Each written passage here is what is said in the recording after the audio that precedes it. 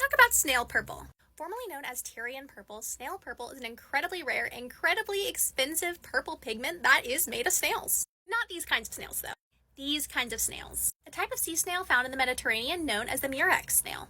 The use of Tyrian purple dates back to about 1200 BC, where it was used by the Phoenicians in what is now modern-day Lebanon. And from there, it went to the Greek, Roman, and Byzantine empires. But for most people, Tyrian purple is most heavily associated with the ancient Romans, where it would be worn on togas by high-ranking officers and lawmakers, and of course the emperors. And it got to a point where Tyrian purple was seen as being so important and so indicative of your status that only the emperors were legally allowed to wear it. You might be thinking, okay, Nessie, it's a color, what's the deal? The deal is that it takes over 250,000 snails to dye a toga purple.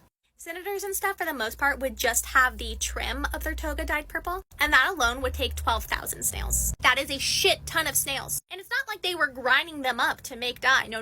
You see, these murex snails have this little tiny gland called the hypobranchial gland inside their shells, and it is essentially the same thing that octopus have that let them produce ink. So the purple pigment is in this teeny tiny little gland. And yes, technically you can scare the dye out of the snail, but that's not very effective. So instead, you have to crush these snails and remove this little gland, and then boil it and do all this stuff, and it smells so bad. And then thousands of pounds of snails later, you finally have a purple toga. It is insane.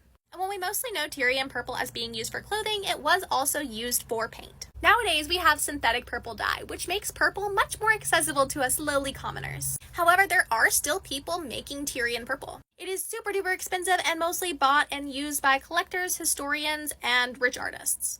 And before I wrap this up for a visual, there are actually 3 species of murex snails that make Tyrian purple. And the color varies depending on the species. They can be used individually or they can be mixed together in order to get different shades of purple.